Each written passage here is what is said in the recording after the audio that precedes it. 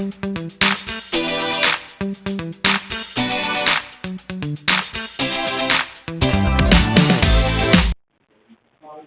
पिछला दिन आपको पढ़ाए थे हम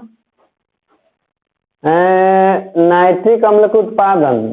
तो नाइट्रिक अम्ल के उत्पादन के लिए बताया था कि सबसे पहले हम लोग अमोनिया गैस को गर्म करते हैं ऑक्सीजन की उपस्थिति में, तो उससे नाइट्रिक ऑक्साइड बनता है।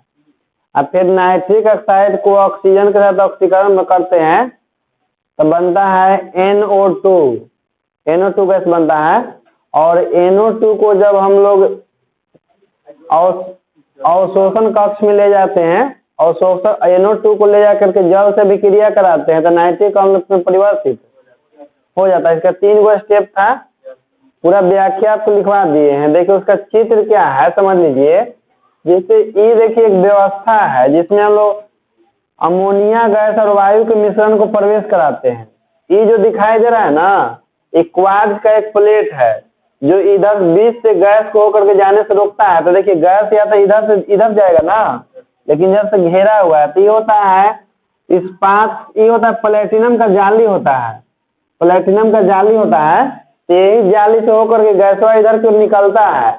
और गैस में कौन है तो अमोनिया है और वायु है। तो ये जो जाली जो होता है तप्त होकर के लाल हो गया जाता है। तो जो भी से गैस गुजरता है अमोनिया गैस और साथ में वायु, तो इसमें अमोनिया जो है वायु के ऑक्सीजन से विक्रिया करके नाइट्रिक ऑक्साइड बनाता है। जैसे गैस निकलेगा ना तो नाइट्रिक ऑक्साइड में परिवर्तित हो जाता है। तो इसमें यही NO गैस इसमें प्रवेश करता है, इधर की ओर जाता है। जब ये आता है तो यह ऑक्सीकरण कक्ष, जब ऑक्सीकरण कक्ष में NO गैस पहुंचता है तो उसका ऑक्सीकरण होता है ऑक्सीजन के साथ। कहने का मतलब है कि NO गैस ऑक्सीजन के साथ विक्रिया करके बनाता है NO2, और NO2 आपका पहुंचता है ऑक्सीकरण कक्ष के बाद का परिअवशोषण कक्ष में। अवशोषण कक्ष में हम लोग बूंद के रूप में ऊपर से जल जो है फुहारा के रूप में उसमें चुआते हैं, हरा के नहीं दम, मतलब फुहारा के रूप में जल चुआया। जैसे देखा है ना कोल्ड स्टोर कहीं कहीं देखे हो पानी से चूते रहता है एकदम फुहारा के रूप में, फिसी जैसे। तो फुहारा के रूप में बूंद के रूप में पानी गिरता है। तो इसमें जो NO2 गैस आता है ना, तो वो NO2 गैस जल से विक्रिया करके परिवर्तित हो जाता है आपका कौची में, नाइट्रिक अम्ल में, यानी कि HNO3 में परिवर्तित हो जाता है। इस नाइट्रिक अम्ल को हम लोग नल के टाइप का लगाया होता है, टंकी टाइप का, तो उसको खोल करके इधर जितना हो सकता होगा नाइट्रिक अम्ल को उतना क्या कर लेंगे हम लोग, प्राप्त कर लेंगे। तो यही है नाइट्रिक अम्ल बनाने का विधि। किसके द्वारा, ओसवाल्ड विधि द्वारा। एग्जाम में जब भी पूछता है तो 5 में पूछता है। इसके बाद लिखिए सब कोई, ओसवाल्ड विधि द्वारा प्राप्त नाइट्रिक अम्ल में ओसवाल्ड विधि द्वारा प्राप्त नाइट्रिक अम्ल में 60 से 65% तक नाइट्रिक अम्ल रहता है। 60 से 65% तक नाइट्रिक अम्ल रहता है, नाइट्रिक अम्ल रहता है, जिसे सल्फ्यूरिक अम्ल के साथ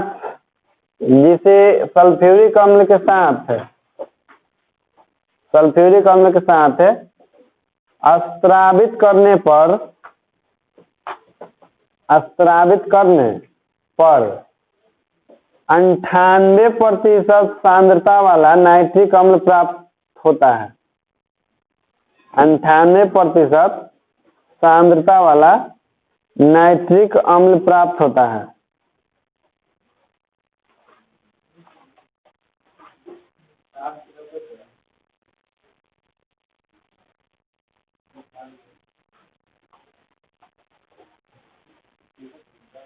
हो गया ना।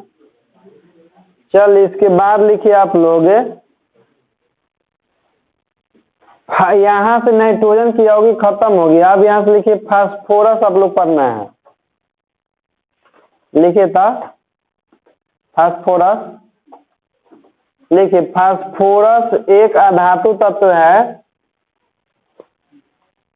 फास्फोरस एक अधातु तत्व है अधातु तत्व है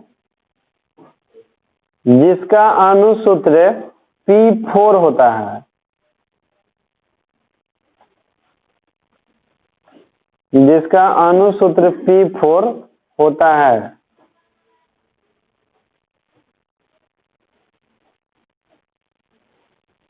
P4 होता है।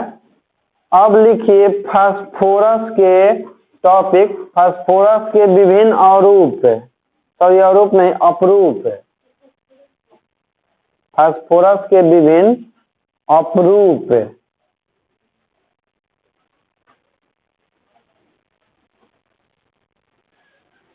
विभिन्न अपरूप कहने का मतलब है कि फास्फोरस अलग अलग रूपों में पाया जाता है। पहला नंबर लिखिए श्वेत या पीला फास्फोरस, श्वेत या पीला फास्फोरस। दूसरा नंबर लिखिए लाल फास्फोरस,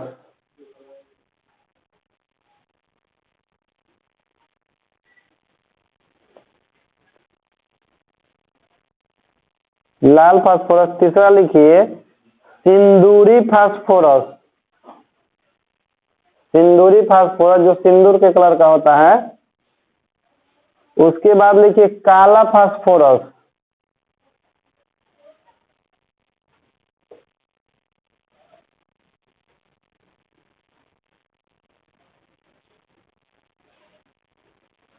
काला फास्फोरस। इसके बाद लिखिए बैंगनी फास्फोरस,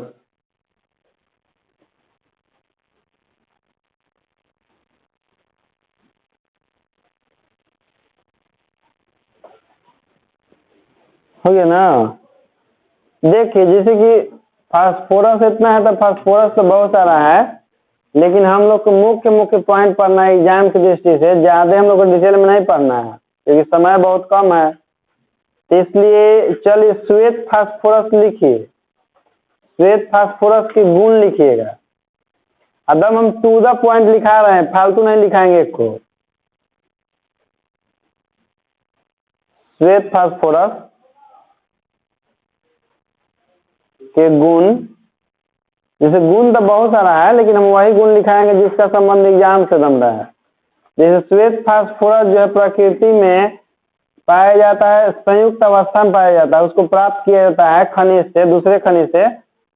तो श्वेत फास्फोरस जो है जनरली आपका मुलायम होता है और इसका गंध जो है लहसुन के जैसा होता है। श्वेत फास्फोरस का गंध लहसुन जैसा है, इसका मतलब कि लहसुनवा में कोई चीज पाया जाता होगा, श्वेत फास्फोरस पाया जाता होगा। बाद में आदमी को पता चला होगा कि सब श्वेत फास्फोरस लहसुन में भी पाया जाता है, लेकिन पहले तो आदमी लहसुन के गंध से परिचित होगा क्योंकि लहसुन तो बहुत सदियों से यूज करते आ रहे हैं हम लोग। अब तत्व की खोज तो बाद में शुरू हुआ है ना, तो तुलना तो उसी से करेगा आदमी कि ये लहसुन में लेकर महकता है। लेकिन सच बात है कि फास्फोरस उसमें भरपूर मात्रा में होता है लहसुन में। फास्फोरस का काम होता है हमारे शरीर के तापमान को बनाए रखना, शरीर के तापमान को ही नियंत्रित करता है। ऐसे काम है थैलमस ग्रंथि का, पीछे हाइपोथैलेमस होता है, उसका काम होता है शरीर के तापमान को बनाए रखने के लिए। उसको कंट्रोल करने के लिए फास्फोरस चाहिए। फास्फोरस शरीर में मात्रा ज्यादा रहेगा तब का देहवा हमेशा गर्म रहेगा, लगेगा कि बुखार लगल जैसे कोई छुएगा तब, क्योंकि शरीर के टेम्परेचर को बनाए रखने का काम किसका होता है, फास्फोरस का होता है। लहसुन का सेवन यदि डेली आप एगो करते हैं दम रेगुलर दम एगो माने कि एगो छोटा सा उसका तो उसे हाँ डेली एगो, तो आपके लिए रामबाण है। कभी जीवन में आपको कभी दिल जो हृदय रोग है ना, तो हृदय रोग संबंध कोई मतलब बीमारी नहीं होगा दिल से जुड़ा हुआ। अभी मत कहना कि प्यार कुछ नहीं होगा, वो बीमारी दिल की बीमारी है, गलत थोड़ी है। मतलब हार्ट अटैक ये सब नहीं आएगा, चाहे दिल कमजोर नहीं होगा, दिल घबराएगा नहीं, सब नहीं होगा, ठीक ना। तो हम तो ढेर खा लिए थे ना बचपन में ना, हम 6 क्लास से लेके 9 क्लास तक ले डेली एगो पूरा पोर्ट होता है ना, उसको छील के एकदम हाली खा लेते थे, पीता लगता था पानी पी लेते थे। हमको मालूम नहीं था कि लहसुन इतना नहीं खाना चाहिए। 8 क्लास में जाते जाते पूरा मुँह को बहुत बड़ा बड़ा पिंपल निकल गया, तो हम सिंपल से खतरनाक लगे लगे एकदम डरावना। फिर बाद में समझ में आया कि लहसुन खाए से हुआ है।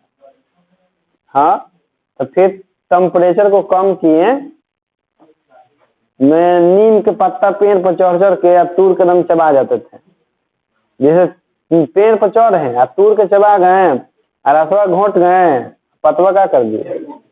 तो हमरा देखा देखी सोनू सर कि हम चबाएंगे तो ये क्या होता है, इससे हम कहे कि ब्लड प्यूरिफाई होता है, खून शुद्ध होता है, तो वो चबाए। हमारा देखा देखी तो खूब उल्टी किए। हम कहें कि हमारा तो मजबूरी है, आपको कुछ मजबूरी है नहीं। तो जैसे कि नीम के पत्ता का यदि थोड़ा सा भी डेली आप सेवन करते हैं, थोड़े थोड़े, ज्यादा नहीं, एक दिन हुआ कि नहीं, लहसुन, तो आपको शरीर हमेशा निरोग रहेगा। ये सब जैसे रामबाण दवाई है, शरीर की इम्यूनिटी को बनाए रखता है हमेशा। तो बीमार, लेकिन नियम से कि एगो लहसुन और नीम के पत्ता कम से कम 2 गो 4 गो, लेकिन नियम से। ये नहीं कि एक दिन ना हुआ कि ढेर मत खाना हमरे लेकर।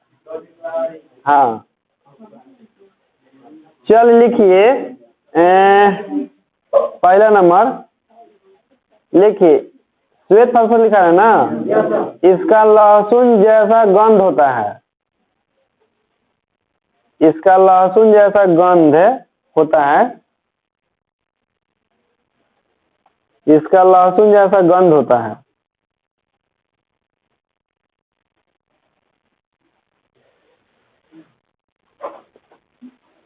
दूसरा लिखिए, इसका ज्वलन ताप बहुत कम, नहीं दूसरे उसी को लिखा है श्वेत के, इसका ज्वलन ताप बहुत कम, ब्रैकेट में 27 डिग्री सेल्सियस, ब्रैकेट बंद, से भी कम होता है। 27 डिग्री सेल्सियस से भी कम होता है, कम होता है। कहने का मतलब है ना कि जैसे ठंडा के दिन में तो भले वातावरण का टेम्परेचर कम हो जाता है, लेकिन गर्मी के दिन में यदि फास्फोरस को आपको, श्वेत फास्फोरस को, लाल फास्फोरस नहीं जो दिया सलाई में प्रयोग किया जाता है, दिया सलाई में लाल फास्फोरस होता है ना, श्वेत फास्फोरस के यदि आप खुला रख दीजिएगा तो वो जलना शुरू कर देगा अपने आप। जिसका प्रयोग देखिए कभी कभी कोई जादूगर ये सब करता है, जैसे कागज ले लेगा ऐसे और कहेगा कि हम फूंक देंगे तो क्या हो जाएगा। तो एक्चुअल में मुंह में फास्फोरस ले रहा था, श्वेत फास्फोरस, क्योंकि मुंह में अंदर है तो वायु के कॉन्टेक्ट से तो नहीं, उसमें लार सना हुआ है। जैसे ही उस फूकेगा तो फास्फोरस की मात्रा कुछ तो निकलेगा ना उसके साथ ना, तो वही उस ऊपर पड़ता है फुहारा के रूप में, तापमान बाहर का रद्द करता है, तो जल तो वाष्पन को उड़ जाता है, तो जलना, फास्फोरस के उपस्थिति के कारण कागज जलना शुरू करता था। ऐसा थोड़ी है कि फूंक मार देगा आदमी और जल लगेगा, क्योंकि प्रत्येक वस्तु को जलने के लिए एक निश्चित तापमान चाहिए, उस तापमान को हम लोग ज्वलन। तो श्वेत फास्फोरस को इसलिए जब भी रखा जाता है तो खुला नहीं रखा जाता है, उसको पानी में रखा जाता है, पानी में उसको केरोसिन तेल में रखिएगा तो केरोसिन तेल में घुल जाता है फास्फोरस, अब पानी में रखिएगा तो नहीं घुलता है। इसलिए श्वेत फास्फोरस को स्टोर किया जाता है कहाँ पर, पानी में। तो वो भी लिख लीजिए, श्वेत फास्फोरस को जल में संचित किया जाता है, श्वेत फास्फोरस को जल में संचित किया जाता है।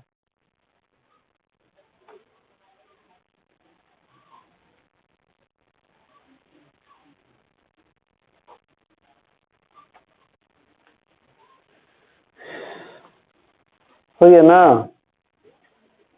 अब लिखिए टॉपिक, लिखिए श्वेत फास्फोरस की संरचना, श्वेत फास्फोरस की संरचना,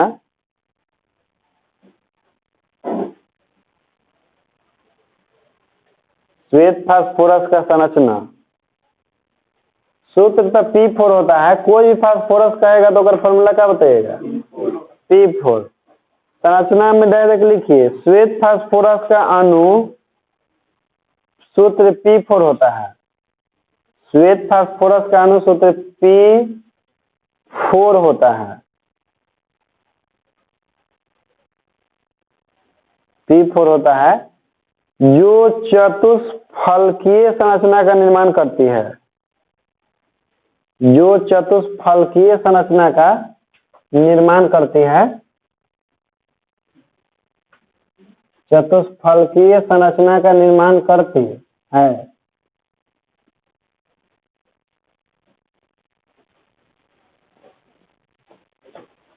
जिसमें 4 फास्फोरस परमाणु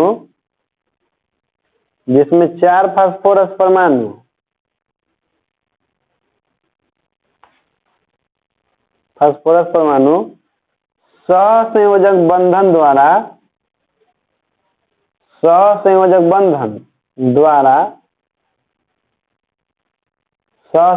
द्वारा कमजोर आकर्षण बल से बंधे रहते हैं।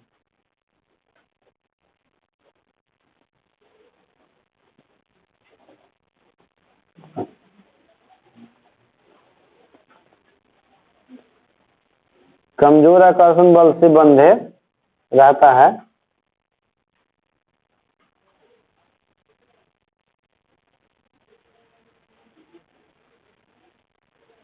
इसका संरचना बना लीजिएगा आप लोग।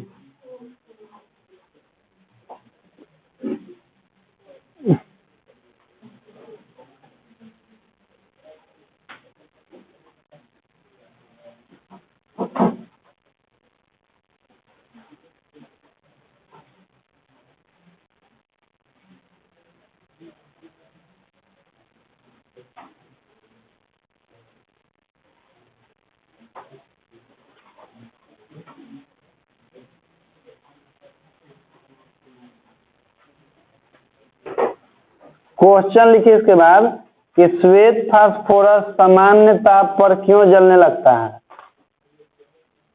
श्वेत फास्फोरस सामान्य ताप पर क्यों जलने लगता है।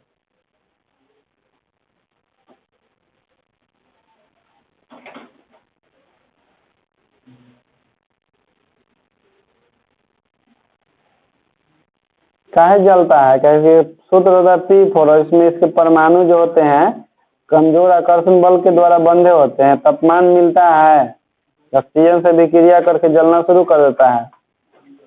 आंसर लिखिए, श्वेत फास्फोरस मोम जैसा मुलायम पदार्थ होता है। मोम जैसा मुलायम पदार्थ होता है। मोमबत्ती से नहीं, मोम अलग है जिससे मोमबत्ती बनता है। श्वेत फास्फोरस मोम जैसा मुलायम पदार्थ होता है। मोम देखें कि नहीं देखें तो मत देखो सब। हम दूसरा मोम बताते हैं। मम्मी को देखा है सब? मम्मी मुलायम होती है, कराती है।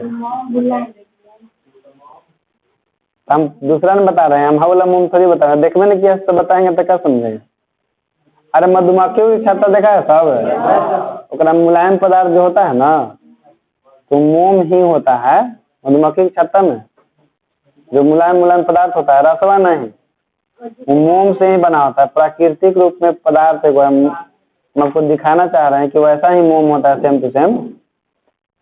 श्वेत फास्फोरस मोम जैसा मुलायम पदार्थ होता है जिसके अणु P4 में फास्फोरस परमाणु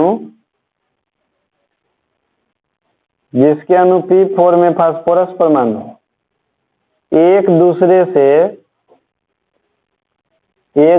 से कमजोर बंधन द्वारा जुड़े होते हैं।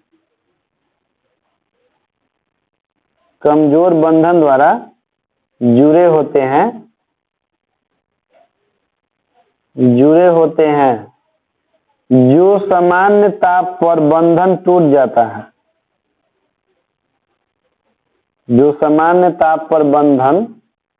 टूट जाता है। और वायु के ऑक्सीजन से विक्रिया करके जलने लगता है।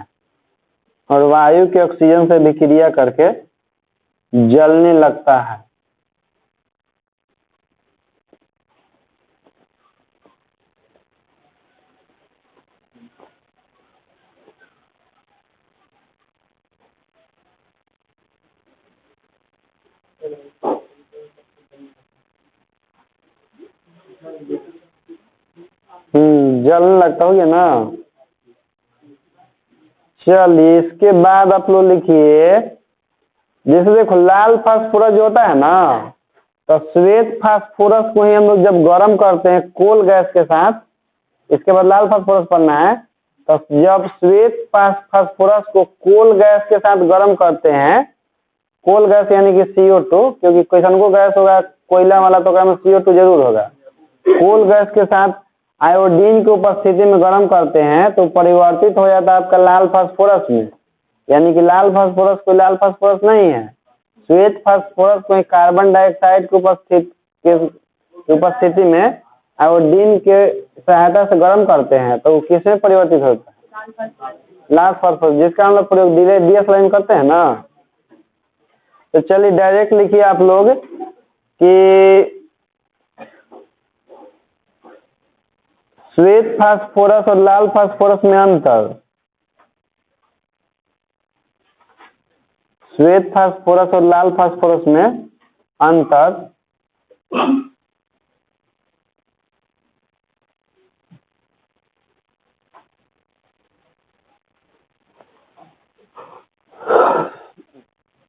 एक तरफ लिखिए श्वेत फास्फोरस और दूसरा तरफ लिखिए लाल फास्फोरस। श्वेत फास्फोरस में लिखिए यह श्वेत या हल्के पीले रंग का परिभाषी ठोस पदार्थ है। यह श्वेत या हल्के पीले रंग का परिभाषी ठोस पदार्थ है।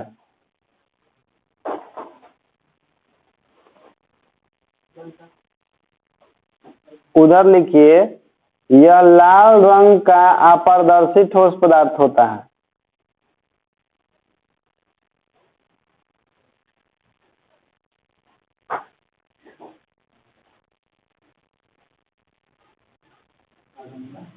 लाल रंग का अपारदर्शी ठोस पदार्थ होता है।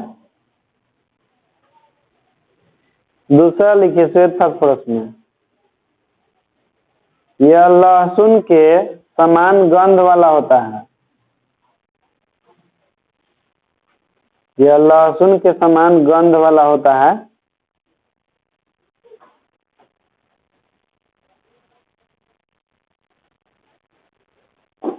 तीसरा लिखिए, उधर लिख लिए, उधर लिखिए यह गंधहीन होता है। यह गंधहीन होता है। गंधहीन होता है मतलब लाल फास्फोरस। देखिए लहसुन रख देगा तो ये महकेगा, लेकिन ये सलाई रख देगा तो महकता है। तो इसका कारण है कि गंधहीन होता है। अच्छा एक बार क्वेश्चन कैसे बताइए था, जैसे हम लोग दिया ऐसे सलाई से बारते हैं ना तिल्ली, तो वो महकता है, उधर से गैस निकलता है और गैस में महकता है तिलिया जलने के बाद। तो कौन गैस महकता है? सलाई में बारते थे ना, तो गैस निकल रहा तो महकता नहीं है। तो कौन गैस होता है? Coal gas. क्या है उस समय कोई कॉल करता है क्या?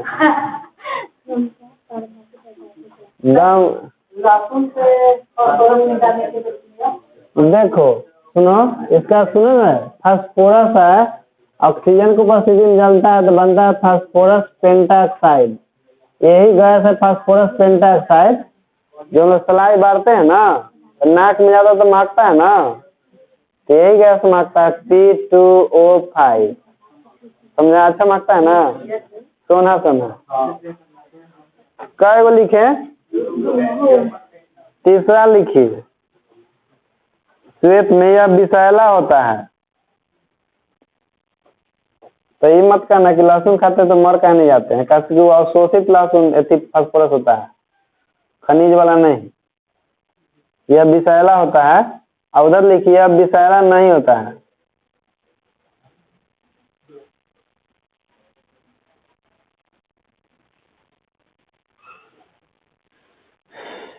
अगला लिखिए यह मोम जैसा मुलायम होता है। यह मम्मी जैसी मुलायम होता है।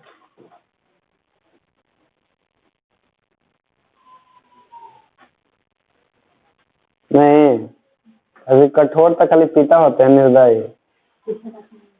मम्मी तो सबको मुलायम होती। अगला लिखो यह, इसमें लाल में यह चूर्ण होता है।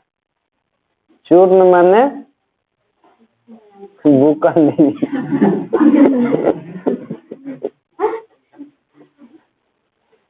यह चूर्ण होता है। पांचवा लिखो श्वेत में, इसका अणुसूत्र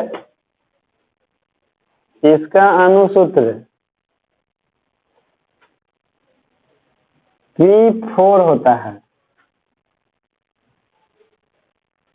इसका अणुसूत्र P4 होता है। और उसमें लिखिएगा कि इसका अणुसूत्र P4N होता है। देखिएगा बोलो, P4N होता है। जैसे जानते हैं कि कैसे लाल फास्फोरस संरचना होता है, लाल फास्फोरस कैसे संरचना होता है, इस तरह से यहाँ ही फास्फोरस रहता है, यहाँ फास्फोरस, यहाँ फास्फोरस, फिर यहाँ से जुटा रहेगा इस तरह से। हाँ, श्रृंखला के रूप में रहता है, बहुत सारे परमाणु जुड़ जाते हैं, फिर यहाँ फास्फोरस रहेगा इस तरह से रहता है, मतलब वो श्रृंखला बन जाता है।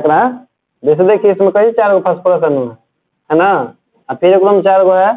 अब इसी तरह श्रृंखला के रूप में बहुत सारा कदम ऐसे ही, तो जय गो रहेगा उकरे हिसाब से होगा, 10 गो रहेगा तो P4 10 हो जाएगा बाहर करके, लेकिन 4 के मल्टीपल के रूप में रहता है, यानी कि मेन है ये है P4 ही। हाँ, P40 होगा, लेकिन 4 के गुणन भी जाएगा ना, मल्टीपल है ना। चल इसके बाद आप लोग लिखिए, अब लिखिए फास्फोरस के उपयोग, नहीं केवल फास्फोरस के उपयोग, सब प्रकार के फास्फोरस के, बाकी सब जैसे है ना, तो वो फास्फोरस के जैसे श्वेत फास्फोरस को अलग अलग प्रकार से गर्म किया जाता है ना, तो सब प्राप्त होता है, लेकिन मेन फास्फोरस आपका कौन है, श्वेत फास्फोरस ही है, और सबको प्राप्त किया जाता है, पाया नहीं जाता वो सब प्रकृति में। हाँ, श्वेत पाया जाता है। हाँ, निकालना हमरो देना। आप लिखो फास्फोरस का उपयोग है। पहला नंबर, दिया सलाई के निर्माण में, अरे दिया बारे वाला सलाई के निर्माण में, कुछ हो, दिया सलाई के निर्माण में, आखिर हम लोग सलाई बारे हैं तो केकरा लगी, तो ओकरे से नहीं रिलेट लिखिए, तो मैंने हम दिया बाती बोले हैं, टीवी सीरियल रहा। हाँ, मान लो क्या आएगा, सलाई का उपयोग लिखे तो सिगरेट बीड़ी पिए, गांजा दूसरा लिखो, चूहा मारने के लिए 20 मान 20 नहीं, जहर, चूहा मारने के लिए 20, ओकर सूत्र क्या होता है मालूम है? देखो कभी देखल होगा, लिखा रहता है जिंक फॉस्फाइड, चूहा मारने से जय होता है ना बालक, तो देखिए वहाँ पर लिखा रहता है जिंक फॉस्फाइड लिखा रहता है, चूहा मारने की दवा।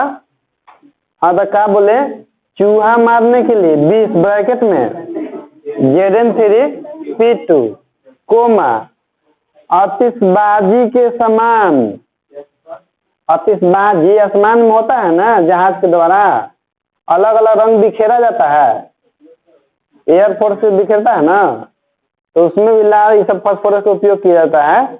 आतिशबाजी के समान, चाहे पटाखा भी हम लोग फोड़ते हैं ना, उसमें फास्फोरस रहता है।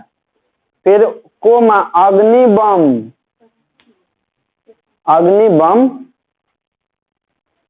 कोमा, धूम बम,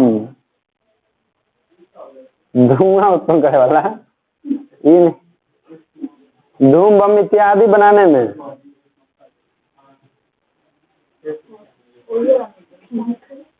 हाँ, फिर अगला चलिए लिखिए, अगला नंबर, बलवर्धक औषधि बनाने में, बलवर्धक औषधि बनाने में, बलवर्धक औषधि बनाने में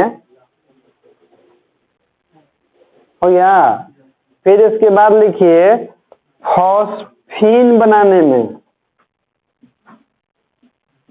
फॉस्फीन फॉस्फीन बनाने में, फॉस्फीन लिख के सूत्र लिख लीजिएगा अगर PH3, जैसे अमोनिया के NH3 होता है ना, वैसे फॉस्फीन के PH3 होता है। एक गैस है विषैला गैस, इसको सुनिएगा ना तो आपका जान भी जा सकता है। ना नहीं फॉस्फीन, वो फॉस्जीन होता है, फॉस्जीन होता है, फॉस्फीन नहीं। फॉस्फीन जानलेवा नहीं होता है, फॉस्जीन जानलेवा होता है। फॉस्जीन के मालूम है फॉर्मूला? एगो फॉस्फीन होता है, एगो फॉस्जीन का होता है COCl, ऐसे ये होता है फॉस्जीन, ये जानलेवा है, सुन लीजिएगा कहानी खत्म। फॉस्फीन विषैला नहीं होता है। चलिए तो बताते हैं आपको फॉस्फीन के बारे में, क्योंकि फॉस्फीन से जुड़ा हुआ क्वेश्चन पूछता है। लिखिए तो फॉस्फीन बनाने की विधि, फॉस्फीन यानी कि PH3 बनाने की विधि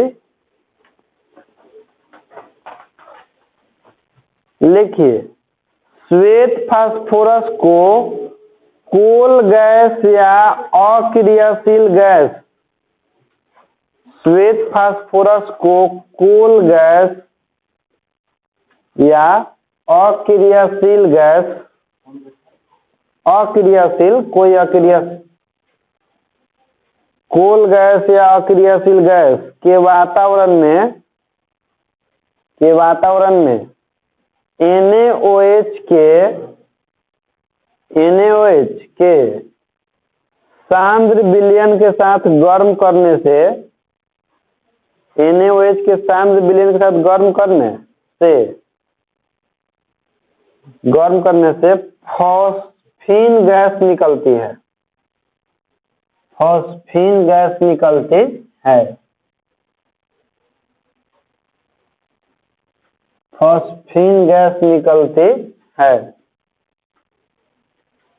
इसका फार्मूला लिख लीजिएगा। फार्मूला होता है C4 plus 3NaOH plus H2O। अभी क्रिया कराते हैं तो बनता है आपका PH3। जैसे देखिए कोई भी रिएक्शन में यदि एक से अधिक पदार्थ बने लेकिन उसमें जिक्र खाली एगो का हो, तो इसका मतलब होता है ना कि और सब जो बनता है ना वो सब की मात्रा कम होता है, और जिसका मात्रा ज्यादा होता है उसी का वर्णन किया जाता है। जैसे रिएक्शन में केवल फॉस्फीन बन रहा है कि ये भी बन रहा है, लेकिन इसका मात्रा बहुत कम होता है, इसलिए जिसका ज्यादा मात्रा होता है उसी का हम जिक्र करते हैं, ठीक ना। फॉस्फीन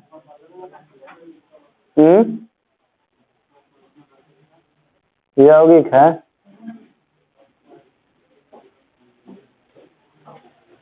चल इसके बाद लिखिए आप लोग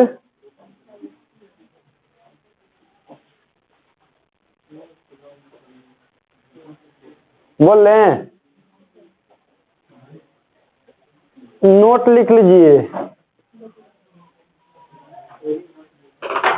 लिखिए फॉस्फीन गैस रंगहीन गैस है, फॉस्फीन गैस रंगहीन गैस है, रंगहीन गैस है, लेकिन इसकी गंध सड़ी हुई मछली जैसी होती है, लेकिन इसकी गंध सड़ी हुई मछली जैसी होती है। यानी कि रूम में लिया के फॉस्फीन छोड़ दिया जाए, मछली लिखना है, मछली मत लिखना है, सड़ी हुई मछली जैसी होती है। आज चलो फॉस्फीन गैस के तो गंध सड़ी हुई मछली की तरह होता है, लेकिन सड़ा हुआ अंडा के जैसा किसका गंध होता है? ये वो गैस है जिसका गंध सड़ा हुआ अंडा के जैसा होता है। कौन है वो? अरे मारेंगे 2 थोपिया, गिनेंगे 1 थोपिया। पूछ रहे हैं कि फॉस्फीन का गंध जो मछली जैसा सड़ा हुआ, तो सड़ा हुआ अंडा के जैसा किसका गंध? मछली में फास्फोरस होता है कि नहीं, होता है ना, तो सड़ता है तो ओकरा से फॉस्फीन निकलता है, तो मछलिया सड़ता है तो ओकरा में मतलब दूसरा चीज निकलता है कि फॉस्फीनवे गैस निकलता है सड़ के मछलिया के। पहले आदमी फॉस्फीन गैस की खोज के लिए होगा कि पहले मछली खोज के लिए होगा, तो मछली से तुलना करेगा ना कि मछली से नहीं महक रहा है, यानी कि मछली से फॉस्फीन गैस निकलता है, मछली सड़ता है तो हम पूछ रहे कि अंडा जब सड़ता है तो ओकरा से कौन गैस निकलता है? अंडा में सल्फर होता है, सल्फर पूरा करना शरीर में तो अंडा खाइए, और फास्फोरस की पूर्ति करना है तो मछली खाइए, दोनों सेहत के लिए लाभदायक है। तो बोलो मालूम है, भुलाना से मत करा हुआ कहीं के। H2S हाइड्रोजन सल्फाइड, लेकिन मान लो कि भुला गया कि कौन केकर मछली से होता है केकर, तो याद रखना कि अंडा में पाया जाता है सल्फर, क्योंकि हम लोग चम्मच चांदी के चम्मच चलाते हैं तो चांदी के चम्मच क्या होता है, करिया होता है सल्फर से विक्रिया करके, और मछली में पाया जाता है फास्फोरस, ठीक ना। तो एगो नोट करके लिख लो सही, हालांकि दूसरा जगह क्या है लेकिन लिखा दे रही, लिखिए H2S गैस की गंध है, H2S गैस की गंध है सड़ा हुआ अंडा के जैसा होता है। H2S गैस की गंध सड़ा हुआ अंडा के जैसा होता है।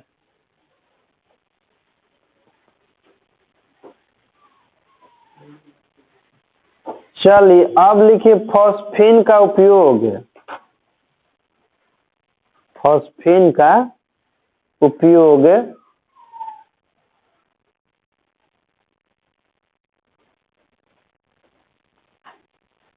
लिखिए, इसका उपयोग होम सिग्नल के लिए किया जाता है।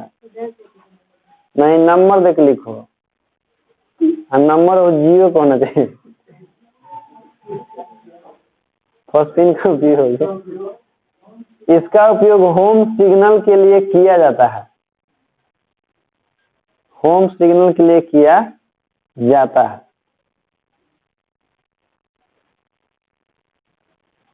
दूसरा लिखिए, युद्ध क्षेत्र में धूमपट बनाने में, युद्ध क्षेत्र में धूमपट बनाने में, धूमपट माने धुआं की पट्टी, कि सब वही में भुलाई रहे इसे करते रहे, हो गया ना, ठीक है ना, हो गया। होम सिग्नल गृह संकेत, गृह संकेत